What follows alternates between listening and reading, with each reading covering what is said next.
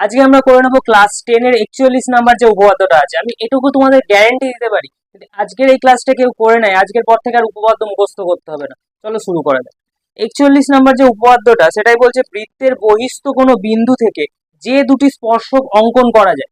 তার মানে একটা বৃত্ত আছে, এটা আমাকে প্রথমেই বলে দিচ্ছে যে বৃত্তের বহিস্থ একটা বিন্দু, বলছে বহিস্থ কোনো বিন্দু থেকে, বললাম এটা ও কেন্দ্রীয় বৃত্ত। এই বহিস্থ বিন্দু থেকে বলছে যে দুটি স্পর্শক অঙ্কন করা যায়। একটা বহিস্থ বিন্দু থেকে দুটো স্পর্শক অঙ্কন করা যাবে, একটা এখান দিয়ে আর একটা এদিকে আসছে। বলছে যে স্পর্শক অঙ্কন করা যায় তাদের স্পর্শবিন্দু দুটির সাথে বহিস্থ বিন্দুর সংযোজক সরলরেখাংশ। আচ্ছা, এই যে স্পর্শবিন্দু আমি ধরে নিচ্ছি এইখানে একটা স্পর্শবিন্দু আর এখানে একটা স্পর্শবিন্দু আছে, তাহলে আমি বললাম এটা এ স্পর্শবিন্দু, এটা বি স্পর্শবিন্দু। ওই যে স্পর্শবিন্দুর সাথে বহিস্থ বিন্দুর যে সংযোজক সরল রেখাংশ, মানে এই দাগ দুটো, মানে স্পর্শক দুটোর কথাই বলছে।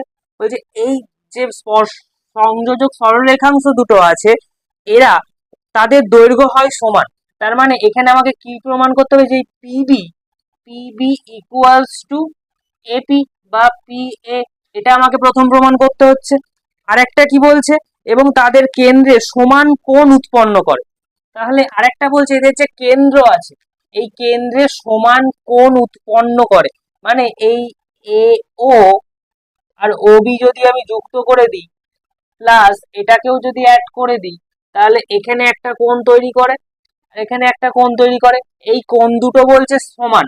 তার মানে আর একটা কি প্রমাণ করতে বলছে, angle A O P equals to BOP, angle BOP. Okay, এটা আমাকে প্রমাণ করতে বলছে। তাহলে উপপাদ্য প্রথমেই শুরু হয় হচ্ছে প্রদত্ত দিয়ে। তাহলে আমি এখানে প্রদত্ত লিখে নিচ্ছি। প্রদত্ত মানে হচ্ছে যেটা দেওয়া আছে। ওকে, আমি এইগুলো এখন মুছে দিচ্ছি। তাহলে কি দেখতে পাচ্ছি, যে ও কেন্দ্রীয় বৃত্তের, যে ও কেন্দ্রীয় বৃত্তটা, ও কেন্দ্রীয় বৃত্তের এই পি হচ্ছে বহিস্থ বিন্দু, পি বহিস্থ বহিস্থ বিন্দু, এবং পিবি ও পি এ দুটি স্পর্শক। যা দেখতে পাচ্ছি, কি দেখতে পাচ্ছি, এটা ও কেন্দ্রীয় বৃত্ত রয়েছে, পি হচ্ছে যার বহিস্থ বিন্দু, এবং পি এ আর পিবি হচ্ছে স্পর্শক, এবং পি এ ও পিবি স্পর্শক, যাদের স্পর্শবিন্দু হচ্ছে এ ও বি, যাদের স্পর্শবিন্দু এ কমা বি, এই অবধি আমি দেখতে পাচ্ছি। এবার আমাকে কিছু অঙ্কন করতে হবে। অঙ্কনটা এর মধ্যেই আমরা লিখে দেবো, অঙ্কন আলাদা করে পয়েন্ট করবো না এক্ষেত্রে। তাহলে এই ও এ ও ও বি যুক্ত ও এ ও বি, ও কমা এ ও কমা বি, ও এ ও বি আর ও পি যুক্ত করে পাই, ও এ ও বি আর ও পি যুক্ত করাই যুক্ত করাই কেন্দ্রে, এই তিনটে যুক্ত করাই কেন্দ্রে আমার দুটো কোণ উৎপন্ন হলো। কেন্দ্রে এ ও পি ও বিওপি কোণ উৎপন্ন হয়, কেন্দ্রে অ্যাঙ্গেল এ ও পি ও বিওপি কোণ উৎপন্ন হয়।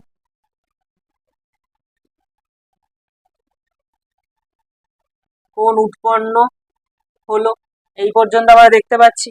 এবার প্রদত্তর পর আসছে আমার প্রমাণ্য, মানে যেটা প্রমাণ করতে হবে। তাহলে প্রমাণ্য বা প্রামাণ্য বলতে পারি, প্রামাণ্যতে হচ্ছে মানে আমাকে যেটা প্রমাণ করতে হবে, আমাকে কি প্রমাণ করতে হবে, যে এই সংযোজক সরল রেখাংশ দুটো ইকুয়াল, এটা আমাকে প্রথম প্রমাণ করতে বলছে। তার মানে এই যে আমি এখানে লিখে নিচ্ছি যে PB equals two P A হচ্ছে, যে তাহলে আমাকে প্রমাণে প্রথমে কি প্রমাণ করতে হবে, যে পি এ ইকুয়ালস টু, এক নম্বরে প্রমাণ করতে হবে P A equals to PB, আর দুই নম্বরে প্রমাণ করতে হবে যে কেন্দ্রে যে কোণ দুটো উৎপন্ন হয় তারা ইকুয়াল, মানে এওপি ও বিওপি হচ্ছে equal, angle AOP equals to angle BOP. এই অবধি আমাকে এটা হচ্ছে প্রমাণ, মানে প্রমাণ করতে হবে। তাহলে এবার আমাদের পয়েন্ট হবে হচ্ছে প্রমাণ। প্রমাণে আমরা কি করব, যে এখানে পি এ ও পিবি হচ্ছে আমার এখানে স্পর্শক। এই যে পি এ আর পিবি এই দুটো হচ্ছে আমার স্পর্শক, আর এ ও এই দুটো হচ্ছে স্পর্শক, আর ও এ আর ও বি হচ্ছে স্পর্শ বিন্দুগামী ব্যাসার্ধ, না একই বৃত্তের ব্যাসার্ধ। ওকে, তাহলে আমি কি দেখতে পাচ্ছি, যে পি এ ও পিবি, পি এ ও পিবি স্পর্শক, ও এ ও আর বি ও, এ ও এবং বি ও স্পর্শ বিন্দু গামী ব্যাসার্ধ। এই অবধি হলো। আর একটা জিনিস কি, এখানে এই যে ও এ আর ও বিটা, ও এটা আমার এপি এর ওপর লম্ব রয়েছে না, তাহলে আমি বলতে পারি যে ও এ লম্ব পি এ বা এপি, আর ও বি লম্বটা হচ্ছে পিবি, কমা ও বি লম্ব পিবি। তাহলে ও এটা পি এ এর ওপর লম্ব, আর ও বিটা পিবি এর ওপর লম্ব, এই অবধি আমরা দেখতে পাচ্ছি। তার মানে এই যে ত্রিভুজ দুটো আছে, এই একটা ত্রিভুজ আর এই একটা ত্রিভুজ, এই যে ত্রিভুজ দুটো আছে এরা তার মানে কি ধরনের ত্রিভুজ, এরা দুজন তাহলে সমকোণী ত্রিভুজ, কারণ এদের একটা কোণ তো 90 ডিগ্রি, কারণ এখানে যে 90 ডিগ্রি কোণ রয়েছে দুজনের, সেই কারণে এরা সমকোণী ত্রিভুজ। তাহলে আচ্ছা, আমি এই ওপরের পার্টটা মুছে দিচ্ছি।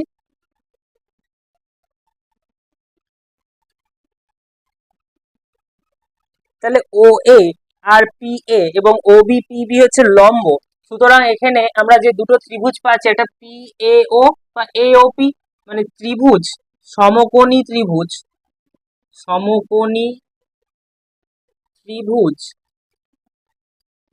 এ ও পি, ত্রিভুজ এ ও পি এবং ত্রিভুজ বিওপি, বিওপি এই দুটো আবার কোণও এবার ত্রিভুজও নিতে পারি আমি, কোন অসুবিধা নেই।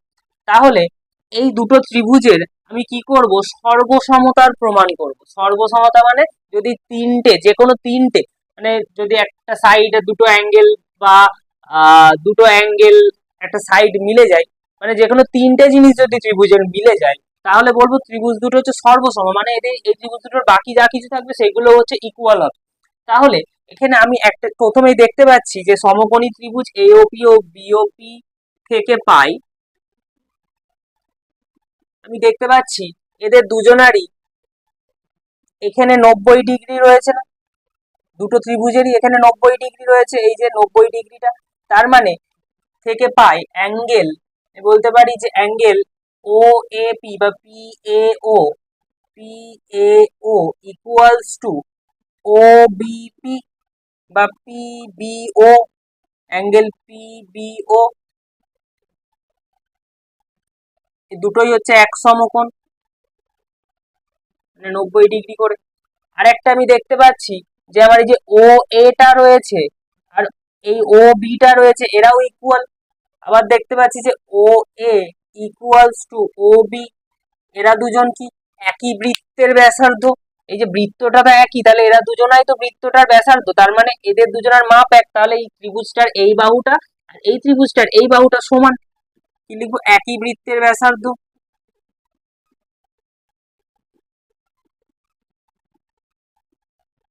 হলো। এবার আরেকটা জিনিস কিন্তু এদের মধ্যে মিল আছে, যেটা এই যে ওপি যে বাহুটা আছে মিডিল দিয়ে চলে গেছে ওপি, এটা কিন্তু দুজনারই বাহু, এই ত্রিভুজটারও একটা বাহু ওপি, এই ত্রিভুজটারও একটা বাহু হচ্ছে ওপি, তাহলে আমি বলতে পারি যে ওপি সাধারণ বাহু, সাধারণ বাহু, মানে দুটো ত্রিভুজের মধ্যেই রয়েছে, দুজনার মধ্যেই ও সাধারণ। তার মানে আমি ফাইনালি বলতে পারি আমার যে ত্রিভুজ দুটো ছিল, আমার যে ত্রিভুজ দুটো ছিল যে এওপি, যে ত্রিভুজ এওপি সর্বসম ত্রিভুজ বিওপি, এটা আমি বলতে পারি। আর কোন কোন সর্বসমতার কোন রুলস থেকে পেলাম, যে এখানে একটা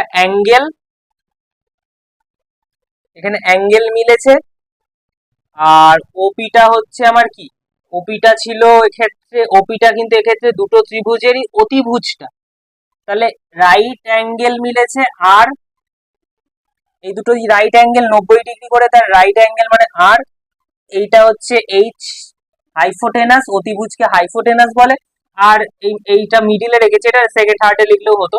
তাহলে এই দুটো কি ছিল, বাহু ছিল মানে সাইড, আর এইচ এস এর সূত্র দ্বারা এই ত্রিভুজ দুটো কিন্তু সর্বসম, সেটা প্রমাণ হলো। এবার তাহলে ত্রিভুজ দুটো সর্বসম মানে আমি বলতে পারি এই ত্রিভুজের বাকি যা আছে সেগুলোও কিন্তু সমান। তাহলে আমাকে যেগুলো প্রমাণ করতে বলেছে আমি লিখে দেবো। সুতরাং এই যে পিবি আর পিএ ইকুয়াল হবে, এই যে পিবি মানে এই যে বাহুটা, আর এই বাহুটাও তার মানে ইকুয়াল হবে। তাহলে P A equals to PB, আর লাস্টে যেটা পড়ে থাকলো সেটা হচ্ছে অ্যাঙ্গেল, তার মানে এই অ্যাঙ্গেল দুটো আমার ইকুয়াল, মানে AOP equals to angle AOP equals to angle BOP. AOP ছিল এই উপপাদ্যটা এখানে, তাহলে লাস্টে আমরা প্রমাণিত। তাহলে আশা করি ক্লাসটা ভালো লেগেছে। আজকের ক্লাসটা এই পর্যন্তই ছিল, আবার নেক্সট ক্লাসে আমরা উপপাদ্য নম্বর 42টা আলোচনা করব।